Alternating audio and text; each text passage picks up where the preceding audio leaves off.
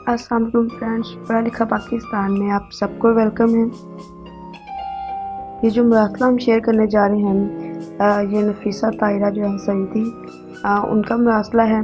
इसमें कोई भी फेल, कोई भी लफ्ज़ हमारा अपना नहीं है। हम सिर्फ इस वीडियो में इस चीज़ को बयान करने जा रहे हैं। तो स्टार्ट करते हैं। जो टॉपिक का नेम है वो नेम है सगी बहन बनी सोकन।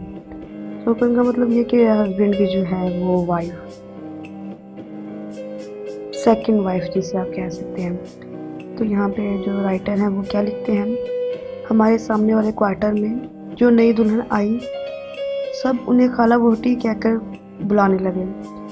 एक दिन वो अपने शोहर के जो पहले शोहर के बच्चों के साथ हमारे घर आई, तो हमने पूछा कि आपके ये बच्चे अब किसके पास रहते हैं। तो वो बहुत उदास हो गई और कहने लगी, आज मैं आपको अपनी कहानी सुनाती हूँ। वो उनसे मुखातिब होगी। तो उन्होंने कहा, मैं एक बहुत ही गरीब घराने में ना मैंने आँख खोली। मेरे माँ बाप के पास एक चीज़ तो बहुत वाफिर मिकदार में थी और वो थी गुर्बत। उसके अलावा हम बहन भाई ज़्यादा थे। वालिदैन ने बहुत ही कम उम्री में मेरी शादी मेरे मामू के बेटे के साथ कर दी। शादी के बाद जब बच्चे हुए तो मैं बहुत मसरूफ़ रहने लगी। मेरे शोहर का रवैया मेरे साथ ना बहुत बुरा था, ना ही बहुत अच्छा।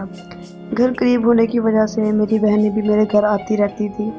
इन्हीं दिनों मुझे एहसास हुआ कि मेरी छोटी बहन का मेरे जो शोहर के साथ रवैया बदल गया है। वो एक दूसरे के साथ बहुत घुल मिल कर रहते हैं, लेकिन मैंने खुद अपने इस ख्याल को ये सोच के झटक दिया कि मुझे अपनी बहन के बारे में ऐसे नहीं सोचना चाहिए, मुझे सोचते हुए शर्म आनी चाहिए। तो उन्होंने फिर आगे मुखातिब किया, जिनको बताया था कि अब आप इसे मेरी सादगी कह लें, मेरी बेवकूफ़ी समझे या तकदीर का एक फ़ैसला कि मेरी बहन ही मेरी सोकन बन गई। मेरे शोहर ने यह कह के मुझे तलाक दे दी कि ऐसे किए बगैर वो मेरी बहन से शादी नहीं कर सकते। यूं तलाक का परवाना लेकर मैं अपने माँ बाप के घर आ गई। मेरे भाइयों ने शुरू में तो मेरे शोहर और बहन को धमकियाँ दी, बाइकआउट किया, खूब झगड़ा हुआ, लेकिन फिर आहिस्ता आहिस्ता सब ने इस नए रिश्ते को कबूल कर लिया। अब मेरे भाइयों ने यह कहना शुरू कर दिया कि अब हम तुम्हें पालें या तुम्हारे बच्चों को। यह कहकर उन्होंने मेरी शादी जो मेरे साबका शोहर, जो मेरे अभी के शोहर हैं, उससे कर दी, जो कि एक फ़ौजी थे।